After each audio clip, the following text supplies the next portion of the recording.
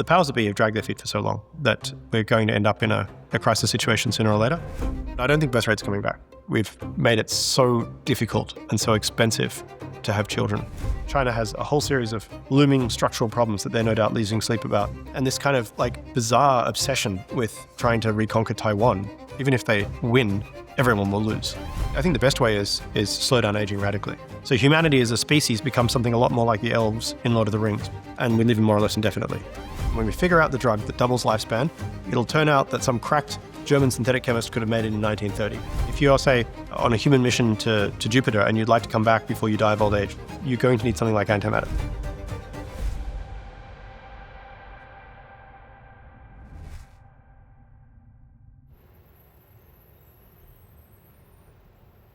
Casey, welcome to Forecast 2050. Really excited to have you, the famed solar maximalist, founder of Terraform Industries. The area I'd love to talk to you initially about today is energy. And you in the Terraform founding white paper talked about the world in 2040, making some pretty huge predictions, like synthetic natural gas was going to be cheaper than gas coming out of the ground.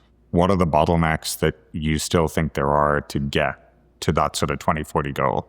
I think the question can be demarcated into two areas, like what miracles are required for this outcome to occur, or are any particularly weighty government interventions required, for example, to push the arc of history in one direction or the other? And the answer to that is no, not really. The default outcome is the outcome I described, where our energy generation apparatus in particular is massively expanded, renewed, and changed beyond all recognition in just the next 10 or 15 years. Mostly as a result of continuing cost decreases for solar and batteries. Why are more people not talking about this? When people talk about, say, data center build out, they're like, oh, energy is the bottleneck. And the conversation is typically we need nuclear. Why are more people not talking about solar then? Well, I think the power crunch on AI data centers is relatively new and evolving. I think that instead you should look at the trend and say, well, since 5 years ago, are more people talking about solar? I think the answer there is definitely yes. I mean, obviously in China, they've got religion on that front. I think Elon Musk has been extremely consistent, for many, many years now on the fact that basically anything other than solar will be a rounding error in the pretty near future. And for the same reasons, right? Which is that the sun dumps 173,000 terawatts on the surface of the earth continuously. And everything else we've ever built in terms of electricity rounds to 3 or 4 total. So all the growth is going to have to come from the sun. Where are we on the solar exponential curve in terms of cost, efficiency improvements and cost decline? It's hard to say exactly. I mean, the problem with exponentials is they're self-similar. You never quite know where you are on it. But certainly if you backtest against the last few years, solar is still getting cheaper year over year, right? It's getting cheaper at an accelerating rate year over year. So people say, well, it's typically these things, technology adoptions on an S-curve, but we haven't even reached the steepest part of the S yet, right? We're still on the ramp up. It's hard to say. We're still in the very early days. If we have abundant cheap energy, abundant cheap natural gas, what else does that enable in terms of wider industrial policy? Because right now, a lot of people are making long-term capital investment plans or industrial policy decisions based on a much more closed-minded view of, I think, energy supply. How do you get people to change that point of view? It's very difficult. I think a lot of people have anchoring bias. I think a lot of people read Paul Ehrlich and others back in the day and decided the future's going to suck and we just have to kind of manage decline. And I think it's wrong. I think we're building towards a fantastic future. I think that the arc of history bends towards a absolutely radically terrific future, has done so continuously. If I think about what a intellectually honest projection might have been in my earliest memories in the early 1990s, for example, versus now, it's clear that the future has come way faster than we could have anticipated. The bounty of low-cost solar power and electricity is going to result in cheaper power, less disruptible grids, better security, energy security, better qualities of life. It's easy for you and I, right? Jet-setting immigrants around the world. But you have to remember that there's 7 billion people on Earth who still don't get to fly airplanes really much at all. And this energy unlock actually means that there's a future abundance available for everyone in our lifetime. This is not in 10 generations, maybe we can turn things around a bit for the poorest billion. This is we're actually kind of in this exponential acceleration. Elon has described the advent of AI as a supersonic tsunami, as a tsunami that's moving so fast you can't hear it. You can't see it coming in a way. And it's almost the same situation with energy. Civilization is very good at reacting to things that will kill us quickly, very bad at reacting to things that will kill us slowly. again, like you can bang the optimist drum, but like some people would argue it's like maybe there are new forms of governance coming. Like, do you think if we were to put decisions over to AI, would the AI be able to eliminate those biases and make better decisions for us? I think that you can bang the drum and say the world's going to be great in the future or terrible. But at the end of the day, engineers in particular, they really only get a vote when they commit, when they commit a line of code or when they build something and deliver it to the market, right? Because the market has a logic all its own. And at the end of the day, the ability of systems of governance to do much one way or the other about a technology that is desired and adopted en masse by the populace is immaterial, right? And I kind of subscribe to a theory of history that particularly in the modern era, progress has been mainly dictated by the rate at which we're able to compound and develop technology, and government actions on the edge have fairly marginal effects. But do you think the system of government has had an impact on that rate of technological progress? Well, it's obviously there's some synergistic effects occurring, right? So you need certain systems of government that can, say, protect private property enough to justify private investment in technology development and capturing of the upside. But at the same time, the outcome of history has particularly in the last century, has been strongly contingent on massive levers of technology and who got to pull them first, right? And just to think of like the year of 1945, right? It was the case the United States had the economic power as a result of industrialization to build the atomic weapons first and then essentially rebuild the world after the war in its own image, for better and for worse. Mostly, I think probably 99% for the better. And that's the world that you and I were born into. But I also think it's easy to kind of anchor on stasis and kind of assume that, well, for my grandparents' generation, say, the world was pretty terrible when they were kids, right? And it got much better as they came of age and continued to progress well into the 70s in terms of economic growth. And then things kind of turned one way, they kind of turned sideways. And people had this idea, well, at least we're not going backwards too quickly, but maybe this is the end of history. Maybe this is as good as it gets. Most people can expect to live a full life. But I think we're just coming to the point now where we realize that actually it's not the case that we just kind of maxed out the tech tree and we're done. If anything, the burst of development that occurred between, say, 1948 and 1973 was like a down payment on a future that is now starting to be born more fully, where the capacity of our civilization to deliver a truly abundant and incredible life to everyone on Earth is kind of just barely getting started. What do you think are the things we have to overcome that might prevent that? Well, the good news is the set of things that can cause all of humanity to have a really bad day is actually growing smaller relative to our ability to deal with it over time. So what we have to do is like keep a lid on the massive causes of strife for just a little bit longer, and then there won't really be any meaningful opportunity for misfortune to strike. So for example, in my great-great-grandparents' generation, you could just have a bad harvest year and like all your carefully curated capital and development might just disappear, right? Or a war that you're on the losing side of and suddenly your entire family is sold into slavery or whatever. Just bad news. I mean, you're Irish, I'm half Irish. Like, guess why my ancestors went to Australia? Bad news. These days, we just rolled out of the COVID pandemic. And yes, we lost millions of people. And yeah, we're still dealing with some of the kind of political ramifications of that event.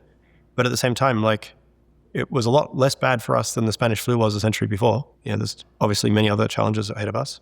Like, let's not have a nuclear exchange of the Pacific Ocean. That would be a real downer. That'd be bad. But optimistically, even that, I feel like humanity would be able to rebuild and bounce back from that in maybe decades or centuries, not millennia or tens of millennia. If that makes any sense. But yeah, let's not do it. Instead, let's build, an incredible future of humanity out among the stars. Do you ascribe to like the great filter Fermi paradox point of view? I mean, it's one idea. I can't claim to have any special insights. I think Robin Hanson's work on grubby aliens is quite instructive. And in particular, if you look closely at like what should my priors be for the existence of intelligent alien life in the universe, given that my ability to detect them is limited by machines like this, they might be further away, but you might be able to see them further away if they have really big spaceships, okay? Because they like, an avatar or something, they're very bright from a long way away, okay? So you can see them with this thing. But the very big spaceships means they come here faster, okay? Or they might not be quite so far away and have smaller spaceships, not quite as fast, but because they're closer, we can still see them with this thing, right? But like, there's a horizon beyond which our best telescopes can't see, a spaceship of a given size or a given speed.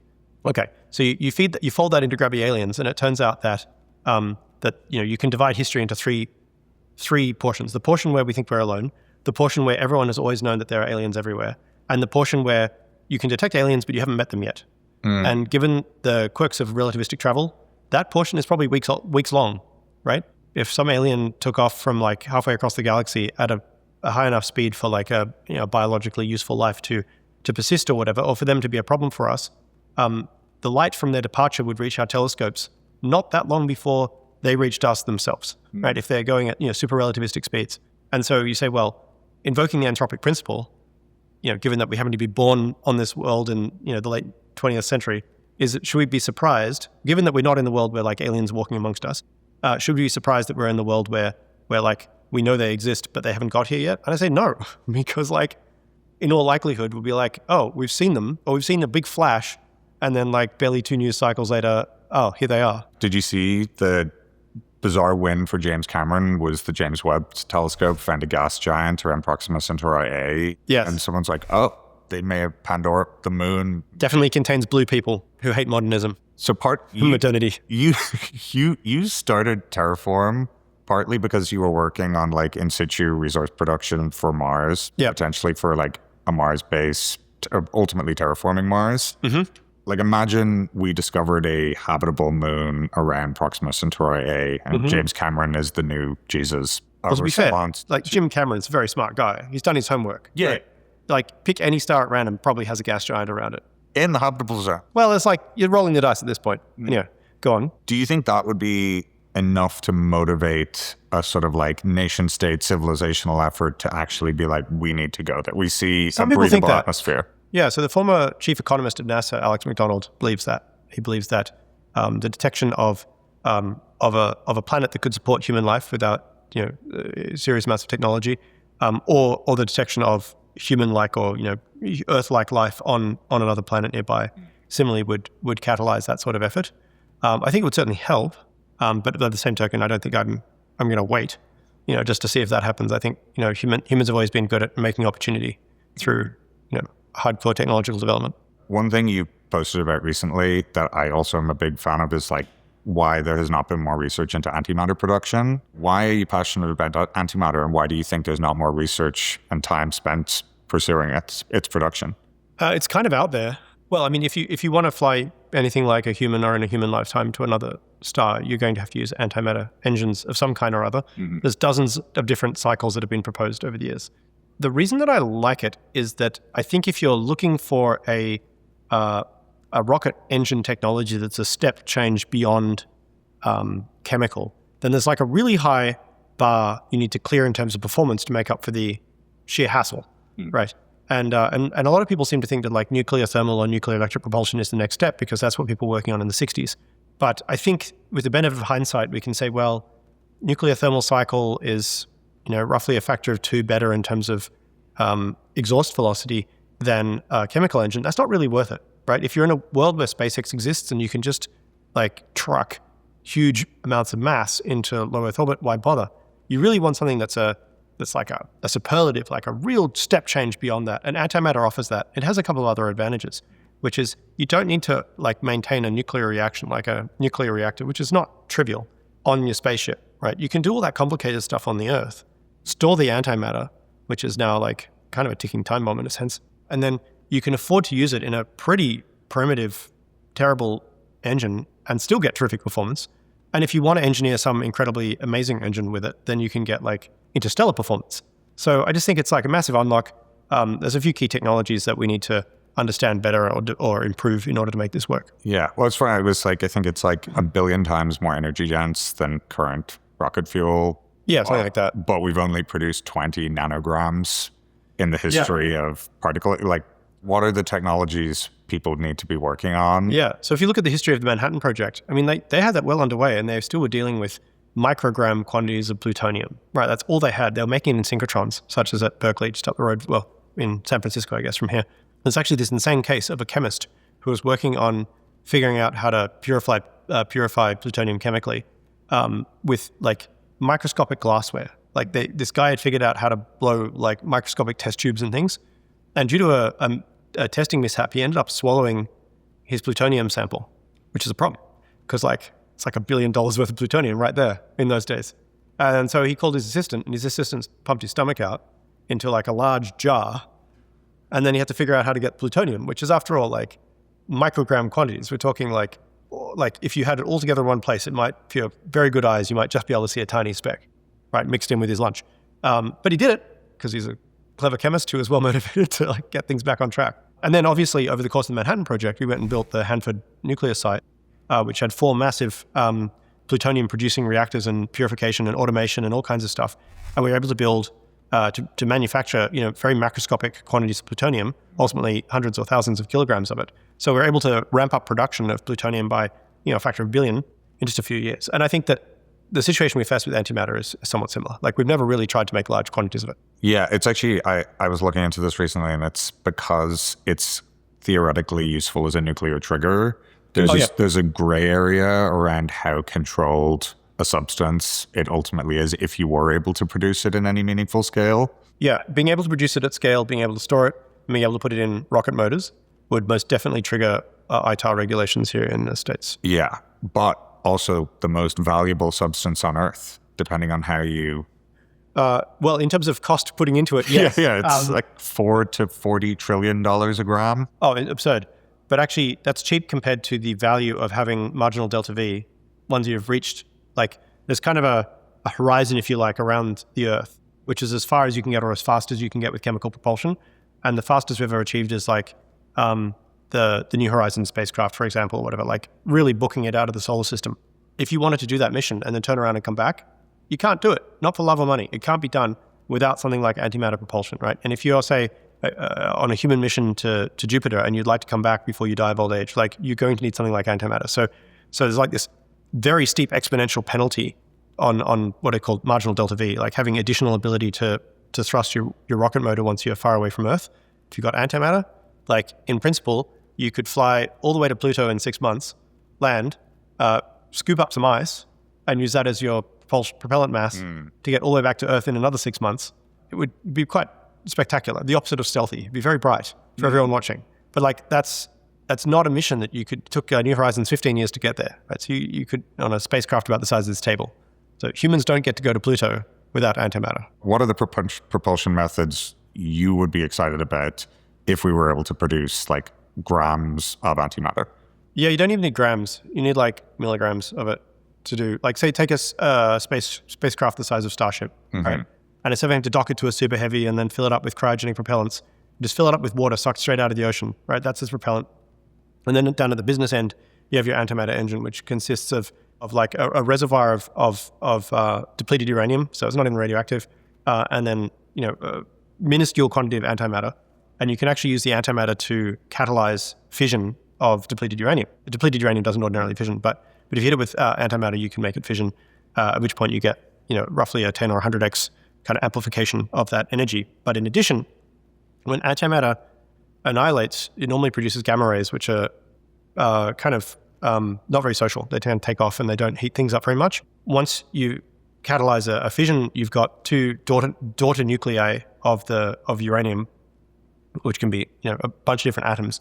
They're going relatively slowly and they're relatively heavy. So they're really good at dumping that energy into, say, a surrounding stream of steam or something like that, at which point now you've got a rocket engine.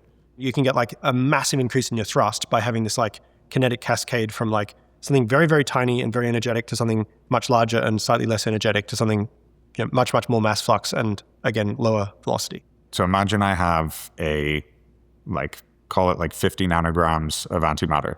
Do you think there are buyers for that today?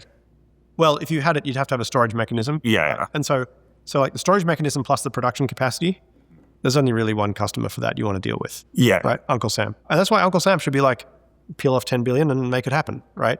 Because if we don't, someone else is going to do it, right? Like I will do it here at Terraform if I find the right person to work on it, because it's within our thesis. Look at me, I do the capital allocation now. Like this is my house. So figuring out how to put antimatter production on the critical path of U.S. national security priorities. It depends how long China takes to catch up with SpaceX, right? But if, let's say, hypothetically, China caught up with SpaceX next year or the year after, how are you going to find an edge, right? It's going to have to be something like, well, I see China can put 10,000 tons into orbit every year. We've got to find a way to put 10 million tons into orbit every year. Oh, China can put 10,000 tons on the moon. We can just lift all of Huntsville to the moon. So you would use an antimatter propulsion system to get into orbit? Why not? when I see Star Wars, it's not like they're like, oh, we'll use a different rocket just to get into orbit. I mean, getting to orbit's the hard part. That's the one you really need the high performance for. I suppose if you're using a uranium source. It's depleted uranium. Okay, so it's depleted uranium. Yeah, and you got radioactive daughter nuclei and stuff, but like not very much of them. Okay. Bit spicy. A little bit spicy. It's mostly just steam. Didn't they design the fizzle propulsion system before where they were like, we're just going to detonate a bunch of thermonuclear explosions and that'll put we'll put this like 25-ton. Oh no, it's like 10,000-ton spaceship. Absolutely, like bigger than Starship, much bigger than Starship, and the super heavy booster together. Yeah, if you're going to use nuclear weapons as your and statistically, it was still safer than like fewer people died than using chemical propulsion from the effects of the fallout. Wait, why did we give up on that one? A little overpowered maybe for what we needed back then. But yeah, I mean, it could work. I just think the antimatter is a better way of doing it. Yeah. Right? It's a bit of a smoother thrust transient. If you think about like the types of technologies you're excited about and this like theoretical like world of energy abundance that's coming our way, where do you think we'll be in terms of like space exploration by 2050? Well, that's strongly contingent on what SpaceX continues to do. Yeah. I mean, that's the dirty secret. There's a lot of very smart people working in the space, but SpaceX has shown it has the ability to convert, investors' money and ideas into like real programs that operate at a kind of bewilderingly quick cadence. But yeah, I mean, if you take SpaceX at their word and look closely at what they're doing with Starship, by 2050 we could have a lot of them operating and going hither and thither. Theoretically, if we're going to have a permanent settlement on Mars, you have to be doing in situ resource utilization. Is what you're doing today theoretically very easy to transplant to operations on Mars? I wouldn't say easy, but you don't really have a choice. Okay, so that is the next step of the Terraform master plan, or was that always the plan? Well, I mean, it was always a neat thing to get involved in a business that may be useful down the track. But bear in mind, like even if you have 1 million people on Mars who need primary energy, so primary material supply, including fuel, which Terraform Industries can play a role in, there's still like almost 10 billion people on Earth. So the relative market size is not super close. But there's no, as far as we know, no naturally occurring supply of hydrocarbons on Mars. So you need to make them, which means everything's going to be downstream of solar anyway. Do you think sometimes you look at a technology that could be applied for, say, terraforming, and then the kind of classic example is like, why haven't we done that on Earth? And so, a lot of people are still concerned about warming effectively from greenhouse gases. Do you think that there's just like such a cultural aversion to messing with our own climate that we won't necessarily adopt those technologies here first? In terms of terraforming, it's mostly about changing the thermal balance of a planet. So on Mars, you need to make it warmer. On Earth, arguably a little cooler. But we've already done like the warming part on Earth. So we just kind of take that to Mars and turn it up to 11 and warm the planet up and get a hydrological cycle, water cycle, rain and snow and rivers and lakes and things. Be pretty neat. On Earth, I think the powers that be have dragged their feet for so long that we're going to end up in a crisis situation sooner or later. And then we'll just have to shoot with whatever we've got, which will be most likely mass-scale burn-offs of sulfur stockpiles to kind of put a lid on heating for a year or two. And it'll be very crude, and it'll result in a lot more suffering than it would have to if we just got started now and titrated it carefully it's basically like a tourniquet, right? Like keep a lid on heating, don't let the planet overheat in the meantime. Because like once Terraform and our friends are up and running, we won't be transporting any net new CO2 into the air, but it's going to take a few more decades to like completely play out. In the meantime, like let's keep a lid on it. Some people are concerned about like Venus is a good example of like a runaway greenhouse effect. Do you think from anything you've read around like we're at risk of that happening in the near future? No, but it doesn't have to be like that for it to be very unpleasant for you and me. The black swan event to worry about in the context of global warming is that we destabilize a major ice sheet. So we've heard a lot about Greenland in the news recently, but also the West Antarctic ice sheet. And opinions vary. Some people think, well, that ice will be there forever. And some people think, well, if you dig around a bit, you'll find frog bones and, old leaves and things. So it wasn't that long ago, there was no ice there at all. The West Antarctic ice sheet in particular, Greenland is surrounded by mountains, so the ice sheet is relatively stable. But in West Antarctica, the ice is, it's grounded, but it's below sea level. So if the ice breaks up, it'll float and then displace water.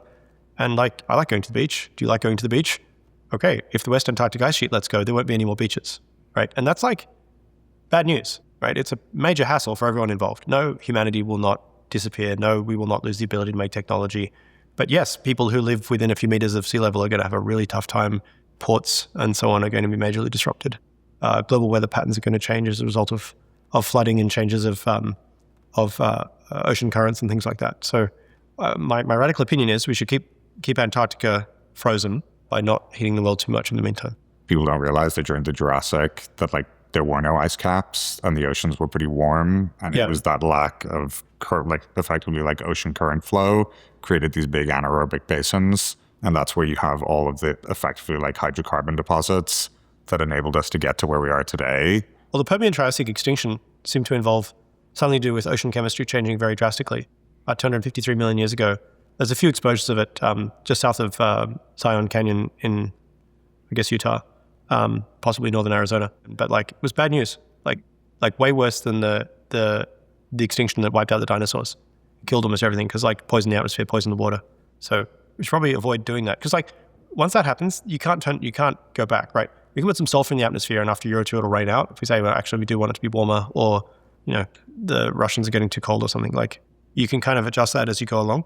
But once the West Antarctic ice sheet starts to break up, maybe it takes a decade, maybe it takes 100 years, but like it's staying broken up essentially forever. We have no way to put that water. Yeah. Well, I suppose like the act of like rebuilding that and cooling that is like tens of thousands or hundreds of thousands of years. Even if we were able to say lower global temperatures by like 4 degrees. I think it forms as a result of another ice age. So like, unless you put the Earth through an ice age, and a lot of the sea levels drop by hundreds of meters because we end up with mass glaciation over what is now Europe and North America and Northern Asia, then the sea level doesn't drop enough to allow ice to reform in that continent.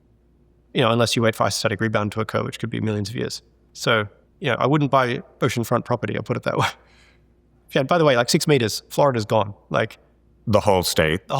Like maybe like one bit of Mount Trashmore will stick up a bit more, but like going back to this thing of like we're very bad at dealing with things that will kill us slowly or things that will kill us maybe like unpredictably. Like obviously there's sort of disaster porn where it's like people used to be worried about Yellowstone erupting and now we don't really talk about that anymore. It'll come back, don't worry. We used to be worried about asteroids killing us all. Yeah. And now we're like, that's probably fine. I think we should still worry about that one too. Oh, okay. Yeah. Why? Well, because it's a risk that historically we could have done nothing about, probably been unaware of. Sometimes you'll see like a kid's book that shows a dinosaur looking worried as they see a light in the sky, but chances are they never even saw it coming. Like if it came from the right side of the sky, they've never seen it. But now we're at the point where like maybe in 15 or 20 or 25 years time, we'll have enough of a cislunar economy, enough of a space economy that we'll always have enough material and infrastructure capacity in space that'll never be a problem for humanity ever again. Because we'll see it coming decades off, and we'll go and strip mine it for platinum and throw it in the sun before we're done. Or like, smash it into another moon, or Venus is a useless planet, just throw it into Venus. You don't like Venus? No, Venus is fine. Okay, but in terms of like terraforming potential, you would say Mars is a better candidate. But when you think about like the challenges of Mars is like, if you live on Mars for an extended period of time, your physiology probably becomes quite... super awesome. Okay, well... Or you get like super tall and you can play basketball well. I don't know. I mean, like, if it turns out that like Mars's G is too low for human life, then you have to build like a merry-go-round. Just to like put some extra load on you. Like that's a very easy problem compared to like Berlin airlifting 1 million tons of stuff to Mars or Venus. But one of the things you said, this is many years ago now on a Quora answer. This is good. You said one of the challenges that should be held to account. Venus was changing the daylight cycle. Yeah. But why would you not just put massive reflectors in orbit to create artificial daylight? You could. They'd have to be really big, and then they wouldn't automatically work. So one of the things that actually, I worry about this in context of Mars as well. I know a bit more about Mars now. It may not be all that difficult to heat Mars up, but then to keep it at the right temperature might be about as hard as it was to heat it up in the first place. So you made him in the situation where like you need to build a massive industrial economy, and then most of it spends most of its effort just keeping the planet at the right temperature, because over time, like you form ice caps near the equator, like glaciations on the big volcanoes and things, and that'll reflect light into space, which will have the effect of cooling the planet more, which is probably why we find the planet in an icy, frozen state, as opposed to a warm state, even though it's been in warm, wet states probably 1,000 times over the last billion years. Big meteorite hits, warms up for 10 years or something, rivers flow, and then it freezes out again, something like that. It's highly likely that like frozen and dry is like the stable state for Mars's atmosphere. The same thing goes with Venus, right? You go to Venus and you freeze out the atmosphere and you do all this really complicated stuff. build these massive reflectors and stuff. You're like, oh yeah, we made it nice, right? It might probably take you 10,000 years. And then, like, if one of those reflectors has a bad day, you're back to square one. The whole planet melts, everyone dies, the atmosphere comes all the way back, and you have to start again from scratch. Like, maybe there's a better way, but like, that seems like dangerous business to me. So does that not seem like it makes terraforming these planets like not particularly practical at any scale of technological development? Well, I think with Mars it's still easier. In Mars's case, you say, well, we need to add greenhouse gases or particles. There's some amazing work being done by the Asteria Institute right now in Oakland on, actually technically Emeryville, on if you can make these little tiny nano antennas and then just kind of suspend them in the atmosphere in Mars. And they're like 1 million times better greenhouse gases, not really gases, but like greenhouse particles than the best greenhouse gases we know of, which are themselves about 1 million times better than CO2. So you don't need all that much of them. And you can get massive retention of heat on the planet. And it's probably just the case that like you have to build a factory to warm the planet up and you have to keep that factory operating forever, but it's not all that huge. On Venus, like you blink twice and the sun will burn you up. It's like bad news. This is kind of like an ethical argument around like astrobiology, maybe potentially playing God. There's been various organic processes and new life that have changed the atmospheric composition of the Earth very significantly. Should we or should we not be like developing like life that can survive, say, in the oceans of Europa or on Mars? Asteria is also working on that. And seen it, really? Yeah, Asteria is working on basically doing what they did with COVID, like, well, allegedly, serial passaging of extremophiles on Earth to find ones that can live in a more Mars-like environment, and then maybe potentially seed parts of Mars with them in a like slightly protective environment. So you can imagine like an aerogel matrix that allows like better heat retention or something, and then underneath that you can have a mat of bacteria or fungus or something. But yeah, on Earth, I mean, there's this idea that like, life just kind of keeps Earth healthy and happy and stable. It's not true. That's the Gaia hypothesis by, I can't remember his name, Lovelace or something. He's the same guy who invented the lithium-ion battery. The Medea hypothesis is the flip side of that, which says that actually life is this kind of desperate zero-sum struggle, and a lot of dumb shit happens along the way, including the Great Oxygenation Event and Snowball Earth, for example. Like basically, as a result of cyanobacteria converting a lot of the CO2 in the atmosphere into oxygen, like making the atmosphere poisonous for a lot of, until eukaryotes came along, for a lot of life, and at the same time fixing a lot of the CO2 caused the entire planet to freeze for 1 billion years. Oops. Could happen.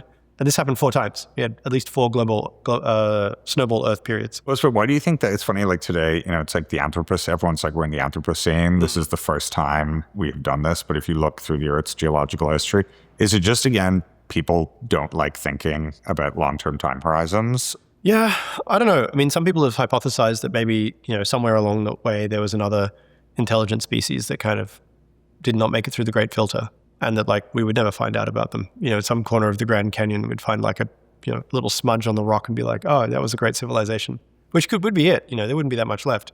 But for humans, at least, we come back in 1 billion years, we will find a handful of things that people will go, that's weird, like isotopes from atmospheric nuclear weapon testing and a few other things. Is there anything that humans have built outside of like isotope composition, say in the atmosphere or in the soil cores or ice cores, that in 1 billion years would be like very clear? It's like, oh, someone was here. Maybe. I mean, like, I think like Voyager floating in space, still be there. Might be the last thing left over of humanity. Or maybe we'll go and grab it and put it in the Smithsonian. Who knows? I've often thought that like a good use for Starship is like deorbiting and putting famous satellites back in, museums or wherever you want them. Yeah, probably should to try and prevent Kessler syndrome. Just go and grab them. But no, Voyager is well beyond the range of Starship at this point. That's fair enough. Yeah. But isn't that the whole thing of like, you don't want to be the first person to go on an interstellar journey, because by the time you get there, they'll have made it fast. You'll be the last person to arrive. Yeah, unless they pick you up along the way. That'd be cool. Interstellar travel is a nice puzzle for our grandchildren to work on. Okay, so but for you, what do you think is the most important puzzle for you to be working on right now? Well, I'm doing a lot of work on synthetic fuels and primary energy production, primary materials production. A little bit of theoretical work on Mars stuff, just kind of a hobby. I've become increasingly interested in the the prolongation of life, medicines that can slow down the rate of aging, for example. And then obviously the elephant in the room is AI and what that will do. So I retain an interest in progress on AI. On the how to prevent aging, like this is something I've heard you speak about before around demographics. And this is throughout the series of interviews we've done. AI and demographics are the two big boogeymen that sort of hang over everything because demographics, there's not really anything we can do right now to change them. It's widely underappreciated, but maybe in the United States it'd be okay. But in many countries in Europe, even if every woman who was in childbearing age started pumping out babies like 1 year after the next, there's no getting out of that hole. Like you would not get out of that hole. You could say like in 50 years time, you'd have a healthier demography. But in the meantime, like maybe COVID, like heaven forbid, COVID 30 comes along and kills off everyone over the age of 50. Like maybe, it's just kind of this crazy thing. And the more I think about it, the more I'm like, this was kind of overdetermined. If you build a, industrial economy that is wealthy enough that like significant numbers of people survive into old age and dependency, then like by definition, they're going to compete for resources with unborn children, and they're going to win. And so just by definition, you're going to get very old and top heavy. And like this has happened in every society on earth. Every single society that got rich enough for people to like have a decent chance of living into old age has had this problem. Do you think we just have to engineer our way out of that? Well, there's a couple of things, right? You could, I think the best way is slow down aging radically. So humanity as a species becomes something a lot more like the elves in Lord of the Rings, where sure, we don't have children all that often, but in principle, we can have them whenever we want. Maybe we have 3 children over 1,000 years, and we live more or less indefinitely, right? And we don't have people who are dependent for decades of their life due to old age. And I think everyone who listens to this will know a relative who's currently struggling with just like being old and sick. Like it sucks. It sucks. It's not just bad because we spend money on it. It's bad because it's just a bad way for humans to be. Let's say that we live in some universe where it turns out that humans are already like maximally lifespan. There's nothing that DNA can do for us. It'd be strange because some other species live much longer, but who knows? It's still not totally without hope, right? You could imagine massive economic growth brought about by AI or something kind of provides enough wealth to close the gap. But I don't think birth rate's coming back. We've made it so difficult and so expensive to have children. In the post-war era, after the boomers, we could have said, we're going to make all our cities like Disneyland. They're primarily for children. Children will have the run of these places. They'll be safe. They'll be able to go anywhere they want. We're rich enough. They can just go into a restaurant and get lunch if they need it. It's not a problem. They're not going to get run over by cars or anything like that. And yes, of course, adults have to exist in this world to have to work and so on. But like by default, it's like a playground. We could have built that world. It'd be pretty cool, but we didn't. So here we are. We could talk about all the reasons for that, but I feel like we could go on for ages. Like on the aging piece, how close do you think we are close to a break? Are we becoming elves? Yeah, I think in retrospect, the GLP-1 agonist drugs will be seen as the first anti-aging drugs. I haven't reviewed the literature recently, but it seemed to me that they have an effect on longevity which is equivalent to slowing down aging by about 3%, which is not nothing. There's a whole bunch of lifestyle things you could do which would have about the same effect on your likely lifespan. Reducing the amount of smoking you do, for example, with a similar kind of effect. And then, of course, I think that our ability to design and test medicines is improving faster than our regulatory inability to slow that process down. So that's encouraging. So I think like a lot of the discourse around like anti-aging, like reversing aging is sort of like billionaire vampires drinking the blood of the young to stay alive forever. Metaphor's a bit on the nose. Yeah. Rather than framing it as a like, this is a civilizational issue. I don't, at least I'm not aware of like any significant like effort in the same way there is around cancer or there was into these like aging reversal drugs. Not on the public side. So just for reference, the National Institute of Health in the United States spends about $50 billion a year on everything. And of that, less than 50 million is spent through the NIA, National Institute on Aging. And of that, most of that, like a lot of the other parts of the NIH is spent on Alzheimer's and Parkinson's, which are two pretty terrible neurodegenerative diseases of old age. How much of that is actually spent on like, can I make this mouse live longer? Almost nothing. Like we're talking much less than 0.1%.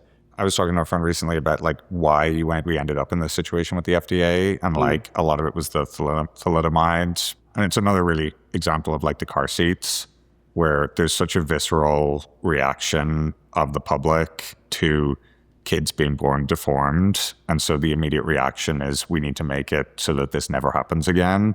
And so instead you bring in this regulatory regime that basically slows drug development down by 10 to 15 years. Yeah, I know. I feel like people point the finger at thalidomide, and yeah, I think we overreacted. But even if thalidomide hadn't existed in the counterfactual world, there are plenty of other regulatory regimes that have never had that kind of scare that still have the same problem. People will also point their finger at like the nuclear regulatory agencies, for example, and say, well, it's all their fault. But even in countries that don't have that agency, they're still spending billions of dollars on nuclear power plants. So, it kind of goes back to what we discussed first about like there being this cultural bias towards like, well, we can't improve things anymore. We just have to kind of hold things steady and hope for the best, weather this storm of unprecedented wealth and prosperity, which is kind of crazy. But yeah, I think some new generation of determined founders and entrepreneurs are kind of fighting their way through this thicket one way or another with some great successes. I'm a huge fan of Celine Haloa, who's the founder of Loyal Dogs. Genius. Oh my God, genius. If I had liquidity, I'd put it all in that company because, not investment advice, I may be terrible at investment picking, but as a regulatory arbitrage strategy, like, do you want Fido to die? Everyone who's had a dog knows what it's like. You have 10,000 of the best days of your life and one of the worst days of your life. And it seems so pointless and stupid to watch the confusion and anxiety and anguish of a dying animal who doesn't understand what's wrong with them and why they're not going, and the party's continuing without them, right? And yet when they look at their own, or the generation of older humans who are dying, they're like, well, it's different for them. If we invented immortality drugs, of course, only the billionaires would get them and would be stuck with the current Pope forever and the current Supreme Court, as though like innovating around like some areas of like, appointments for life would be the hard part of dealing with like, oh, this incredible windfall drug. Here's the thing that drives me crazy. When we figure out the drug that doubles lifespan, it'll turn out that some cracked German synthetic chemist could have made it in 1930. And we'll be looking in the rearview mirror at 100 years, which is say 10 billion deaths from old age that could have been prevented or at least greatly delayed just because we weren't smart enough to correctly intuit what was the right molecule. That's kind of the history of science, isn't it? Well, actually, no, sometimes there's genuinely things that we know are possible, but we don't yet have the technology to do them. In this case, we've had the ability to mass produce drugs at scale for many, many decades, in some cases more than a century, but we just don't know which drug. I mean, there's obviously an impossibly infinite number of potential molecules. There's one area I want to go back to just before we finish up. You said like China have deployed more solar in the last 3 months than the US has ever. Yeah. If you look at the pie chart of global solar deployment, it's like 7/8 of it is China or something. Yeah. It's kind of absurd. So if we go out to 2050, the US is just currently looking to be the undisputed, like this is where AI, these are where the labs are. Mm-hmm. You look at China and it's like their play is to go towards energy. How do you balance that dynamic? Yeah, it's hard to say. I think the Chinese approach might be not quite as like mustache twisting nefarious as you think. I think that their entire economy is built around just like massive production, primary and secondary production, and so yeah, that they've set up the system where they have like interest-free loans to their incumbent businesses that never have to turn a profit. There's no mechanism to curtail production, right? There's no mechanism to stabilize prices, and so yeah, they're just like spamming solar power on the ground, which for them has an amazingly positive externality. For us, in terms of like how do we ensure the peace and safety and security of the South China Sea, it is kind of a problem because China remains to this day dependent on oil imports through oceans that are basically secured by US Navy, but that won't be the case forever. But at the same time, China has a whole series of looming structural problems that they're no doubt losing sleep about just as much as we are. Demographic crisis is much worse. Environmental situation is much worse. Political stability. And this kind of like bizarre obsession with potentially trying to reconquer Taiwan for like no good reason, right? Like it'd be hard enough for China to overcome its internal contradictions without shooting itself in the foot by getting into a shooting war over that, which even if they win, everyone will lose. Yeah. So, but I think it's fair to say that like China is currently leading the pack when it comes to deployment of solar power on the surface of the Earth. And to the extent that progress in AI is A, determinative for history, and B, strongly predicated on availability of power, then we should sit up and take notice. And I think that one of the things that the Trump administration has perhaps prejudged on this front is the necessity of allowing development of solar with minimal barriers on ideally like federal land and desert states that, even today is like basically valueless. But, the United States, as usual, has more and better of it than anyone else.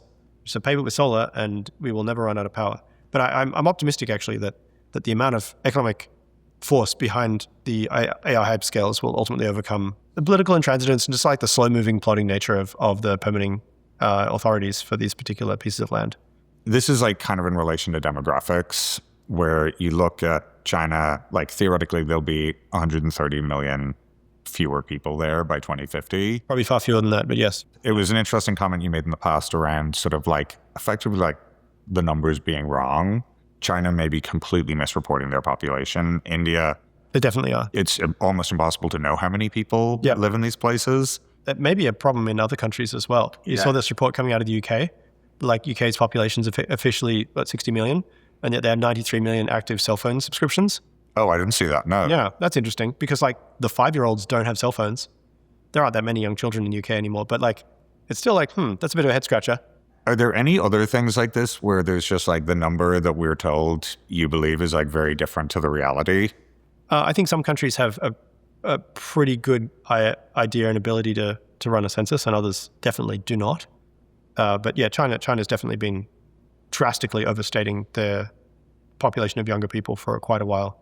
I think they're getting a bit more realistic now about number of births. So they reported number of births, 7 million or something in the last year, which is fewer than any year since 1770 something. So like that's pretty dire. It'd be very interesting to see if any of the East Asian countries manage to turn that around. But South Korea is in even more of a pickle than that. If we look forward to 2050, do you think the best moonshot we have is energy abundance and life extension? It doesn't depend on like convincing 1 billion people to go and have children, right? Which is, we know is very difficult to do. It's just like, hey, would you like to have more and cheaper energy? Yeah, obviously. And would you like to live longer? Yeah, obviously. Right? It's something that'll sell itself and the engine of capitalism can do the rest. So it turned out it was not that hard to get cell phones into pretty much everyone's hands because there's a massive demand pull for it. Yeah, well, I was thinking like if you're not having children in your 20s, on average, you're not going to be beyond replacement rate, right? If you start at 35, even if you want to have kids, chances are you're not going to get to 2 or 3. But most people want to spend their 20s goofing off.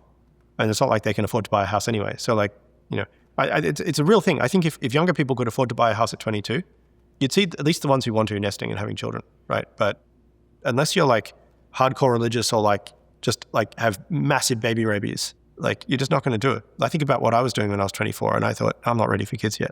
Do you think you could incentivize government spending on these life extension drugs if you offered people a trade-in? Say it's like, I won't take my retirement benefits. When was the last time a US federal election swung on like NIH funding? Never, right? So we're relying on the deep state, but basically like professional bureaucrats to allocate funding to things that in their professional opinion are worthwhile. With every now and then a funding bill or something will get passed, or a new institute or something will get stood up. I think there's 33 or 35 in the NIH. But essentially these things are mostly set and forget. And yeah, and like, I don't know, maybe Kennedy's taking a look at it, but like it's obviously an example, like that's $50 billion of public money, which you can't spend again. And more importantly, the demand signal to generation of scientists is like, go and work on Alzheimer's. Don't work on, humans never get Alzheimer's if they never age beyond the age of 30, right? But like my grandfather, he's still alive, but he was trained as a doctor in the 40s, I guess, and 50s. And in those days even, like the standard of training involved dealing with diseases that we just don't see nowadays. Right? You just don't see it. Why? Because people use soap and vaccines and they have vitamins, right? So you just don't see like pellagra in the wild much, right? It's very unusual to find it. But in those days, it was common. It was almost universal, right? One of the crazy stats I read was that GIs in World War II from the United States, for a lot of them, it was the first time they had more than a meal a day. Wow. Right? Like that's the standard of like anything but urban lifestyle in the United States in the 1940s, which at that time, the United States was still the richest country on earth. How much better our lives are now is just crazy by comparison. So wouldn't it be an amazing world if your grandchild trains to become a doctor, right? And like in their clinical practice, someone, let's say they're a resident or something, like they've been at it for a few years, and they're like, oh, come here, we got a rare one. What's this? Oh, this is Steve. Steve's 130, but physically he's 26, and he has Alzheimer's. We don't see that very much anymore. But would you believe back in 2025, there was so much Alzheimer's and Parkinson's that it looked like it would bring the spending, public health spending in the United States, the richest country on earth at that time, to its knees, just as a result of trying to care for people. Like 1% of the national budget is spent on dialysis. right? Like these diseases of old age, teenagers and 20-year-olds don't get it. Would you give up your retirement benefits to be first on the list for anti-aging treatment? I'm 38 now. I'm not going to get Social Security or retirement benefits That's the problem. unless I personally invest, right? That's just not going to happen. You could argue maybe it was a mistake. I think it was the only thing you could do, but maybe it was a mistake for FDR to put the US federal budget on the critical path for the inevitable aging and decay of multiple generations of people, right? Because if you're rich enough that everyone gets old, then you have to pay for that. And it's not that hard to spend more than your total lifetime GDP on like end-of-life treatments that don't do very much good. I suppose this is back to the unintended consequences. Yeah. Yeah. Oh, you couldn't have seen that coming. I've read Vannevar Bush's memoir. He doesn't bring it up, but he should have. He was a smart guy, right? He was the scientist in the room. He should have been like, well, let's think this through. It was a great deal, right? Because it maintained social cohesion and it got everyone buying in. It allowed the growth of the government and massive public expenditure on infrastructure and all kinds of other stuff that built the wealth of this country for 50 years. Yeah, and then, ultimately you got to pay the piper. My personal opinion is that we have massively underspent on, not to reverse aging, just to slow it down, right? So let's say you turn 20 and they're like, here, have your like anti-age drug. And you're like, okay, cool. How good are these days? Well, in 100 years, you'll feel like you're 30. Oh, my hairline will be receding in 100 years. That kind of sucks. Or whatever. But the thing is, like, actually, you don't have to have a drug that's all that good before you start to win. So I wrote a blog post years ago simulating this in the case of South Korea. But even if you can only slow aging down by 10%, you save 10 million lives a year, right? And that's a strong signal to put more investment into this technology. Next 5 years, you got a drug that's 20%, then 30%, then 50%. Now you're a factor of 2, now you're a factor of 3, now you're a factor of 5. It doesn't have to increase by all that much, all that quickly. And provided you're below some critical age threshold, I don't know, usually in the 60s or something, depending on your modeling, the drugs will get better faster than you age. Do people become super risk averse? That's an interesting question, isn't it? Yeah. My model of people's risk-taking behavior is that they're not really doing like a fully rational calculation of their expectation value of death at some age. That's reasonable. Yeah. But it also means, like, statistically speaking, most people are going to die in the prime of their health if you take away the ability of them to die of old age. They might be like 1,000 years old, though. So the most righteous thing, if someone is a young entrepreneur, that they could work on today and they're worried about demographic change, is solve aging. I think aging is the best thing to help demographics and kind of the budget dependency problem. But yeah, basically, you should find something that you want to work on, that you're passionate about, that you have particular skill or edge in, and that also helps other people, ideally. If you're helping other people, they will pay you. And that helps run your business. And you can start thinking about terraforming Mars. There's, a million jobs to be done there, right? You don't need just like one kind of specialty. You need like zillions of different things. Well, I feel that's a very good place to end. Thanks so much, Casey, for doing this interview. Well, thank you for coming.